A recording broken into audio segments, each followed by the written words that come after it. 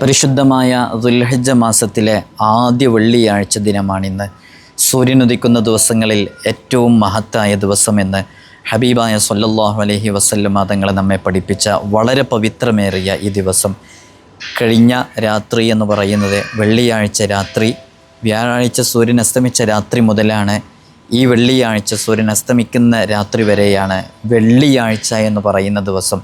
വെള്ളിയാഴ്ച രാവ് എന്ന് പറയുന്നത് വ്യാഴാഴ്ച മഗ്രിബോടുകൂടി ആരംഭിക്കുന്ന ആ സമയം മുതൽ വെള്ളിയാഴ്ച മഗ്രിബ് വരെയുള്ള സമയം വളരെ പ്രധാനപ്പെട്ട സമയമാണ്. അല്ലാഹു സുബ്ഹാനഹു വ തആല ദുആക്ക് ഇജാബത്ത് കിട്ടും എന്ന് പ്രത്യേകമായിട്ട് പറഞ്ഞ വളരെ പവിത്രമേറിയ സമയം. ഒരു സത്യവിശ്വാസി നിരന്തരം അള്ളാഹുവിനെ ഇബാദത്ത് ചെയ്യുന്നവരായിരിക്കണം. ഏതു സമയത്തും അള്ളാഹു ഇഷ്ടപ്പെടുന്ന രൂപത്തിൽ ജീവിതത്തെ ക്രമപ്പെടുത്തുന്നവരായിരിക്കണം. മുസൽമാനെ സംബന്ധിച്ചിടത്തോളം അവൻ്റെ ജീവിതത്തിൽ അള്ളാഹു സുബ്ഹാനഹു വ തആല വളരെ ചുരുങ്ങിയ ആയുസ് മാത്രമാണ് റബ്ബ് സുബ്ഹാനഹു വ തആല നമുക്ക് നൽകിയിട്ടുള്ളത്. നമ്മുടെയൊക്കെ ആയുസ് എത്രയാണ്? നമ്മുടെ മുൻഗാമികളായ ആളുകളൊക്കെ എത്ര കാലം ഈ ദുനിയാവിൽ ജീവിച്ചു എന്നറിയോ? മുൻഗാമികൾക്കൊക്കെ ഒരുപാട് ആയുസ് അള്ളാഹു നൽകിയിട്ടുണ്ടായിരുന്നു. 1000 വർഷം ജീവിച്ചവർ, 950 വർഷം ജീവിച്ചവർ, അവർക്ക് അത്രമേൽ വർഷങ്ങളിൽ ജീവിച്ചു. അള്ളാഹുവിനെ ഇബാദത്ത് ചെയ്തതുകൊണ്ട് അവർക്ക് ധാരാളം അമലുകൾ ഉണ്ടായിപ്പോയി. സാധുക്കളായ നമ്മെ സംബന്ധിച്ചിടത്തോളം നമുക്ക് അത്രമേൽ കൂടുതൽ ആയുസ്സില്ല. ഹബീബായ സ്വല്ലല്ലാഹു അലൈഹി വസല്ലം തങ്ങൾ തന്നെ നമ്മെ പഠിപ്പിച്ചത് അഅ്മാറു ഉമ്മത്തി മാ ബൈന 60 വ70. എൻ്റെ ഉമ്മത്തിൻ്റെ ആയുസ് എന്ന് പറഞ്ഞത് അത് 60ൻ്റെയും 70ൻ്റെയും ഇടയിലാണ്. ഹബീബായ സ്വല്ലല്ലാഹു അലൈഹി വസല്ലം തങ്ങൾ ജീവിച്ചത് 63 വയസ്സ് വരെയാണ്. നമുക്കൊക്കെ അറിയാം, ഒരുപാട് സ്വഹാബാക്കൾ ജീവിച്ചത് 63 വയസ്സ് വരെയാണ്. ഏകദേശം ഒരു 90ൻ്റെ ഇടയിലൊക്കെയാണ് പലരുടെയും ആയുസ്സുള്ളത്. നമ്മളൊന്ന് ജസ്റ്റ് ഒന്ന് ആലോചിച്ച് നോക്കുക. നമുക്ക് അള്ളാഹു നൽകിയ ആയുസ്സിൽ നിന്ന് 30 വയസ്സായവരുണ്ട്, 40 വയസ്സായവരുണ്ട്, 50 വയസ്സായവരുണ്ട്, 60 വയസ്സ് കഴിഞ്ഞവരുണ്ട്. നമുക്കിനി എത്ര കാലമാണ് ഈ ദുനിയാവിൽ ജീവിക്കാനുള്ള അവസരമുള്ളൂ? അപ്പോഴാണ് റബ്ബ് സുബ്ഹാനഹു വ തആല കുറഞ്ഞ കാലം ജീവിക്കുന്ന നമുക്കും അള്ളാഹു 1000 വർഷങ്ങൾ ജീവിക്കുന്ന അത്രയും മഹത്വമുള്ള പ്രതിഫലം അള്ളാഹു നമുക്ക് നൽകണം. അതെങ്ങനെയാണ് റബ്ബ് സുബ്ഹാനഹു വ തആല നമുക്ക് അങ്ങനെ നൽകുന്നത്? ഒരു ദിവസം അമൽ ചെയ്താൽ, അല്ലെങ്കിൽ ഒരു രാത്രി അമൽ ചെയ്താൽ, അല്ലെങ്കിൽ ഒരു ചില പത്തുകളെ പരിഗണിച്ചാൽ അള്ളാഹു വലിയ പ്രതിഫലം, ഒരു മാസം ചെയ്ത പ്രതിഫലമൊക്കെ അള്ളാഹു നൽകുന്നു. ഇപ്പോൾ 60 മാസം നോമ്പെടുത്തതിൻ്റെ പ്രതിഫലം റബ്ബ് സുബ്ഹാനഹു വ തആല നൽകുന്ന എത്രയോ വരാട്ടാ 60 മാസക്കാലം നോമ്പെടുത്തതിൻ്റെ പ്രതിഫലം അള്ളാഹു നൽകുന്ന ചില സാഹചര്യങ്ങളുണ്ട്. നമുക്കൊക്കെ അറിയാവുന്നവരൊന്ന് എഴുതി അറിയിക്കും, പലപ്പോഴും നമ്മൾ പറഞ്ഞിട്ടുണ്ട്. അതേപോലെ തന്നെ ഒരു രാത്രി ഇബാദത്ത് ചെയ്താൽ 1000 മാസങ്ങളെക്കാൾ ശ്രേഷ്ഠതയുള്ളത് ലൈലത്തുൽ ഖദറിൻ്റെ രാത്രി. ഇതൊക്കെ അള്ളാഹു നമുക്ക് നൽകിയത് ഈ ഉമ്മത്തിന്, മുത്തുനബി സല്ലല്ലാഹു അലൈഹി വസല്ലം തങ്ങളുടെ സമുദായത്തിന് നൽകാനുള്ള കാരണം എന്താണെന്ന് ചോദിച്ചാൽ, നമുക്ക് ആയുസ് കുറവാണ്. അപ്പോൾ നാളെ മഹ്ശറിൽ ചെന്നിട്ട് അള്ളാഹുവിൻ്റെ അടുക്കൽ വിചാരണ നടത്തപ്പെടുമ്പോൾ അള്ളാഹുവിനോട് നമ്മൾ പറയുകയാണ്, അതിന് ഞങ്ങൾക്ക് ഇബാദത്ത് ചെയ്യാനുള്ള അവസരങ്ങളില്ലല്ലോ, ഞങ്ങളാകെ 60-70 ജീവിച്ചിട്ടുള്ളൂ, അവർ കുറേ കാലം ജീവിച്ചില്ലേ എന്ന് പറയുമ്പോൾ അള്ളാഹു നമ്മോട് പറയുന്നതാണ്, നിങ്ങൾക്ക് ഒരു രാത്രി പരിശ്രമിച്ചാൽ മതിയായിരുന്നു, ആ രാത്രി അവരെക്കാൾ പ്രതിഫലം ലഭിക്കുന്ന അമലുകൾ നൽകിയിരുന്നു എന്ന്. അങ്ങനെയുള്ളൊരു സന്ദർഭവും സമയമൊക്കെയാണ് നമുക്ക് കടന്നു വന്നിട്ടുള്ളത്. ദുൽഹിജ്ജയിലെ ആദ്യത്തെ 10 ദിവസം എന്ന് പറയുന്നത് വളരെ പ്രധാനപ്പെട്ട ദിവസങ്ങളാണ്, വളരെ പ്രധാനപ്പെട്ട സമയങ്ങളാണ്. നമ്മൾ രാത്രികളിൽ വെച്ച് ഏറ്റവും ശ്രേഷ്ഠമായ രാത്രി ഏതാണെന്നറിയോ? അത് ലൈലത്തുൽ ഖദറിൻ്റെ രാത്രിയാണ് രാത്രികളിൽ വെച്ച് ഏറ്റവും ശ്രേഷ്ഠമായ രാത്രി എന്നുള്ളത്. എന്നാൽ പകലുകളിൽ വെച്ച് ഏറ്റവും ശ്രേഷ്ഠമായത് അത് വിശുദ്ധ റമളാനിൻ്റെ പകലിനേക്കാളും ശ്രേഷ്ഠമായത് ലൈലത്തുൽ ഖദറിൻ്റെ രാത്രിയാണ് ഏറ്റവും ശ്രേഷ്ഠമായ രാത്രി. എന്നാൽ ആ രാത്രി ഉൾക്കൊള്ളുന്നത് അവസാനത്തെ 10-ലാണെന്നാണല്ലോ കൂടുതൽ ആളുകളും പറഞ്ഞത്. അവസാനത്തെ 10-ലെ ആ ലൈലത്തുൽ ഖദർ ഉൾക്കൊള്ളുന്ന ആ രാത്രിയേക്കാളും കൂടുതൽ ശ്രേഷ്ഠത മറ്റു രാത്രികൾക്കില്ല. പക്ഷെ പകലിലേക്ക് ചേർത്ത് നോക്കുമ്പോൾ പകലിൽ ഏറ്റവും കൂടുതൽ ശ്രേഷ്ഠതയുള്ളത്, റമളാനിൻ്റെ പകലിനേക്കാളും ശ്രേഷ്ഠതയുള്ളത് വിശുദ്ധമായ ദുൽഹിജ്ജയിലെ ആദ്യത്തെ 10ൻ്റെ പകലുകൾക്കാണെന്ന് നമുക്ക് ഹദീസുകളിൽ നിന്നും മഹാന്മാരുടെ ഉദ്ധരണികളിൽ നിന്നൊക്കെ നമുക്ക് മനസ്സിലാക്കാൻ സാധിക്കും. അപ്പോൾ നമ്മൾ ആ പകൽ നല്ലോണം സജീവാക്കണം. നമ്മൾ റമളാനിന് വേണ്ടി പ്രത്യേകമായിട്ട് ഒരുങ്ങാറില്ല. എങ്ങനെ റമളാനിന് വേണ്ടി ഒരുങ്ങാറുള്ളത്? അതിൻ്റെ മുമ്പ് ഷഅബാനിൻ്റെ പകുതിയാകുമ്പോൾ തന്നെ നനച്ചുളി നടത്തി ഇബാദത്തുകളിൽ സജീവമായിട്ട് ധാരാളമായിട്ട് റമളാനിന് വേണ്ടി നന്നായിട്ട് ഒരുങ്ങും, വീടും പുരയിടമൊക്കെ വൃത്തിയാക്കിയിട്ട്. എന്താ റമളാനിന് വേണ്ടി ഒരുങ്ങാനുള്ള കാരണം എന്താ?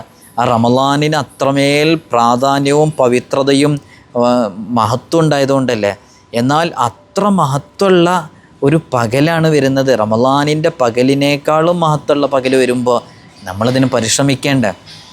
പലപ്പോഴും നമ്മളതിനെ തൊട്ടൊക്കെ ഒഴിവായി പോവുകയാണ്. അപ്പോൾ ഏതെങ്കിലും ദിവസങ്ങളിലോ മാസങ്ങളിലോ അല്ല നമ്മൾ ഇബാദത്ത് ചെയ്യേണ്ടത്. പക്ഷേ ഏതെങ്കിലും ദിവസങ്ങളും മാസങ്ങളും നമുക്ക് അങ്ങനെ ശ്രേഷ്ഠതയുള്ള കിട്ടുമ്പോൾ അത്തരം ശ്രേഷ്ഠതയുള്ള സമയങ്ങളിലൊക്കെ നമ്മൾ കൃത്യമായിട്ട് അതിനെ നമ്മൾ പരിശ്രമിക്കുകയും ഒക്കെ വേണം. അള്ളാഹു ബഹുമാനിച്ചതിനെ ബഹുമാനിക്കുക, അള്ളാഹു ആദരിച്ചതിനെ ആദരിക്കുക എന്നുള്ളതൊക്കെ നമ്മുടെ ഷിയാറിൽപ്പെട്ടതാണ്. അത് അങ്ങനെ ചെയ്യണം എന്നുള്ളതാണ്. ഇപ്പോൾ നോക്കൂ, വിശുദ്ധ ഖുർആനിൽ കൃത്യമായി പറയുന്നുണ്ട് 10 ദിവസങ്ങൾ ശ്രേഷ്ഠതയുള്ള 10 ദിവസങ്ങളാണെന്ന്. വൽ ഫജ്രി വലയാലിൻ അശ്ർ എന്ന് പറയുന്ന ആ അശ്ർ കൊണ്ട് ഉദ്ദേശിക്കുന്നത് അൽ മുറാദു ബിഹ, അതുകൊണ്ട് അർത്ഥമാക്കുന്നത് അശ്റു ദിൽഹിജ്ജ, ദിൽഹിജ്ജയിലെ 10 അപ്പോൾ വിശുദ്ധ ഖുർആനിൽ ദിൽഹിജ്ജയിലെ 10 കുറിച്ച് പറഞ്ഞു എന്ന് മാത്രമല്ല, നമ്മൾ പലപ്പോഴും പറഞ്ഞ ചില അമലുകളുണ്ട്. ഹബീബായ സല്ലല്ലാഹു അലൈഹി വസല്ലം തങ്ങൾ പറയുന്നുണ്ട്, മാമിൻ അയ്യാമിൻ അൽ അമലു സ്വാലിഹു ഫീഹിന്ന അഹബ്ബു ഇലല്ലാഹി തആല മിൻ ഹാദിഹിൽ അയ്യാമിൽ അശ്ർ. അള്ളാഹുവിൻ്റെ ഹബീബ് സല്ലല്ലാഹു അലൈഹി വസല്ലം തങ്ങൾ പറയാണ്, ഒരു ദിവസവുമില്ല, എങ്ങനത്തെ ദിവസമാണ്, അൽ അമലു സ്വാലിഹു ഫീഹിന്ന, ആ ദിവസങ്ങളിൽ അമലുകൾ ചെയ്യൽ, ഇബാദത്തുകൾ ചെയ്യൽ അള്ളാഹുവിന് അത്രമേൽ ഇഷ്ടമാണ്, അങ്ങനത്തെ ഒരു ദിവസവുമില്ല. ഈ ദിൽഹിജ്ജയിലെ 10 ദിവസങ്ങളേക്കാൾ അമലുകൾ ചെയ്യൽ അള്ളാഹുവിന് ഇഷ്ടമുള്ള അത്ര ദിവസങ്ങൾ മറ്റു ദിവസങ്ങളില്ല, മറ്റു പകലുകളില്ല എന്ന് വരുമ്പോൾ എൻ്റെ പ്രിയമുള്ള മുഅ്മിനീങ്ങളെ നമ്മളൊക്കെ സജീവമാകണം. അപ്പോൾ സ്വഹാബാക്കൾ ചോദിക്കുന്നുണ്ട്, അള്ളാഹുവിൻ്റെ മാർഗത്തിൽ യുദ്ധം ചെയ്യുന്നവരുണ്ടല്ലോ അവരെക്കാളും പ്രതിഫലം ലഭിക്കുമെന്ന്. അപ്പോൾ ഹബീബ് സല്ലല്ലാഹു അലൈഹി വസല്ലം തങ്ങൾ പറഞ്ഞു, ഒരു ജിഹാദുമില്ല അതിനേക്കാളും പ്രതിഫലം ലഭിക്കുന്ന ഒരു ജിഹാദുമില്ല. അവിടെ മുത്തുനബി സല്ലല്ലാഹു അലൈഹി വസല്ലം തങ്ങൾ ഒരു കാര്യം ഒഴിവാക്കുന്നുണ്ട്, ഇല്ലാ റജുലുൻ ഖറജ, ഒരാൾ, ഒരു സ്വഹാബി വര്യൻ, ഒരാൾ അള്ളാഹുവിൻ്റെ മാർഗത്തിൽ യുദ്ധം ചെയ്യാൻ വേണ്ടി പുറപ്പെട്ടു. അങ്ങനെ യുദ്ധം ചെയ്യാൻ വേണ്ടി പുറപ്പെട്ടിട്ട് ആ യുദ്ധത്തിൽ അവർ ഒന്നും ബാക്കിയാക്കാതെ തിരിച്ചു വരുന്നില്ല, അവർ ഷഹീദായി, എന്നാൽ അവർക്കതിനേക്കാളും ശ്രേഷ്ഠതയുണ്ട് എന്ന് ഒഴിവാക്കുന്നുണ്ട്. അപ്പോൾ അത്രമേൽ വളരെയധികം സജീവമായിട്ട് അള്ളാഹുവിലേക്ക് അടുക്കേണ്ട വളരെ പ്രധാനപ്പെട്ട സമയങ്ങളും ദിവസങ്ങളൊക്കെയാണ്. ദുൽഹിജ്ജയിലെ ആദ്യത്തെ 10 പൂർവ്വസൂരികളൊക്കെ മുൻഗാമികളൊക്കെ സജീവമാക്കിയിരുന്നു. വക്കാന സഈദ് ബിൻ ജുബൈർ റളിയല്ലാഹു അൻഹു ഇദാ ദഖല അയ്യാമുൽ അശ്ർ ഇജ്തഹദ ഇജ്തിഹാദൻ ശദീദൻ ഹത്താ മാ യകാദു യഖ്ദിറു അലൈഹി. അങ്ങേയറ്റത്തെ പരിശ്രമിക്കാറുണ്ടായിരുന്നു. അങ്ങേയറ്റത്തെ പരിശ്രമം എന്ന് പറഞ്ഞാൽ ഇനി എനിക്ക് കഴിയൂല എന്ന് വരുന്ന ആ രൂപത്തിൽ പരിശ്രമിക്കാറുണ്ടായിരുന്നു. ആരാധനകളിലൊക്കെ സജീവമാകേണ്ട, ഇബാദത്തുകളിലൊക്കെ സജീവമാകേണ്ട വളരെ പ്രധാനപ്പെട്ട സമയങ്ങളാണ്. അള്ളാഹു നമുക്ക് തൗഫീഖ് നൽകട്ടെ. നമ്മൾ പരമാവധി ശ്രദ്ധിക്കേണ്ടത് നമ്മുടെ 5 വഖ്ത് ഫർള് നിസ്കാരം കൃത്യമായ സമയത്ത് തന്നെ നിസ്കരിക്കാൻ വേണ്ടി ശ്രമിക്കുക. നിസ്കാരം ഖളാ ആക്കാതിരിക്കുക, വാങ്കൊടുത്ത ഉടനെ തന്നെ നിസ്കരിക്കുക. സുന്നത്ത് നിസ്കാരങ്ങൾ കഴിവിൻ്റെ പരമാവധി നമ്മൾ വർദ്ധിപ്പിക്കുക. അള്ളാഹുവിന് ഏറ്റവും ഇഷ്ടമുള്ള ഇബാദത്തുകളിൽ പെട്ടതാണല്ലോ നിസ്കാരം എന്ന് പറയുന്നത്. അള്ളാഹുവുമായിട്ട് ഒരു മനുഷ്യൻ, ഒരടിമ ഏറ്റവും കൂടുതൽ അടുക്കുന്നത് സുജൂദിൽ കിടക്കുന്ന സമയത്താണ്. നിങ്ങൾ നോക്കൂ, ഹബീബായ സല്ലല്ലാഹു അലൈഹി വസല്ലം തങ്ങളുടെ ദുൽഹിജ്ജ എങ്ങനെയായിരുന്നു? അൻ ബഅലി അസ്വാജിൻ നബി സല്ലല്ലാഹു അലൈഹി വസല്ലം ഖാലത്ത്, മുത്തുനബി സല്ലല്ലാഹു അലൈഹി വസല്ലം തങ്ങളുടെ പ്രിയപ്പെട്ട പത്നിമാരെ തൊട്ട് പറയുന്ന ഹദീസ് കാണാം. കാന റസൂലുള്ളാഹി സ്വല്ലല്ലാഹു അലൈഹി വസല്ലം യസൂമു തിസ്അ ദിൽഹിജ്ജ, ഹബീബായ സല്ലല്ലാഹു അലൈഹി വസല്ലം തങ്ങൾ ദുൽഹിജ്ജയിലെ ആദ്യത്തെ 9 ദിവസങ്ങളിലും നോമ്പെടുക്കാറുണ്ടായിരുന്നു. അബൂദാവൂദ് റിപ്പോർട്ട് ചെയ്യുന്ന ഹദീസിൽ കാണാം. നമ്മളും അതുകൊണ്ടൊക്കെ സജീവമാകണം. അറഫ നോമ്പ് വരികയാണ്. അറഫയുടെ ദിവസം വളരെ ശ്രേഷ്ഠമേറിയ ദിവസമാണ്. അറഫയുടെ നോമ്പിൽ നമ്മൾ സജീവമാകണം. അന്നത്തെ ദിവസം നോമ്പെടുക്കണം, അതിൻ്റെ പവിത്രത മനസ്സിലാക്കണം.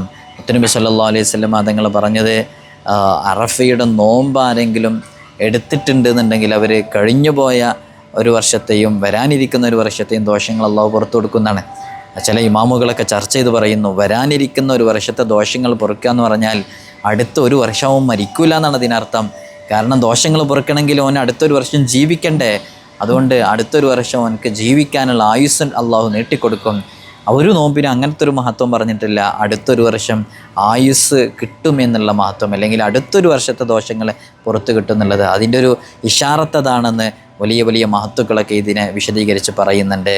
അതേപോലെ തന്നെ പരിശുദ്ധമായ ദുൽഹിജ്ജയിലെ ബലിപെരുന്നാളുമായി ബന്ധപ്പെട്ടതാണ് ഉളുഹിയ്യത്ത് അറുക്കുക എന്നുള്ളത്.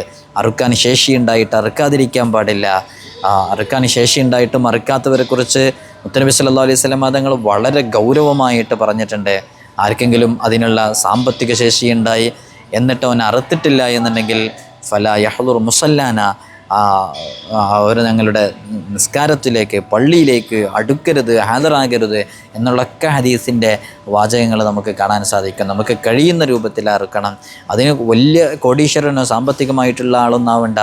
അതിന് കേവലം അവൻ്റെ കയ്യിൽ അന്നത്തെ രാത്രിയും പകലും, പെരുന്നാളിൻ്റെ രാത്രിയും പകലൊക്കെ ഭക്ഷണം അവൻ്റെ ആശ്രിതർക്കും കൊടുക്കാനുള്ളതിൽ മിച്ചം കഴിഞ്ഞ് ബാക്കിയുള്ളതുണ്ടായാൽ അതതിന് ശേഷിയുള്ളതാണെങ്കിൽ അവനത് അറുക്കാൻ അവനക്ക് ബാധ്യതയുണ്ട്.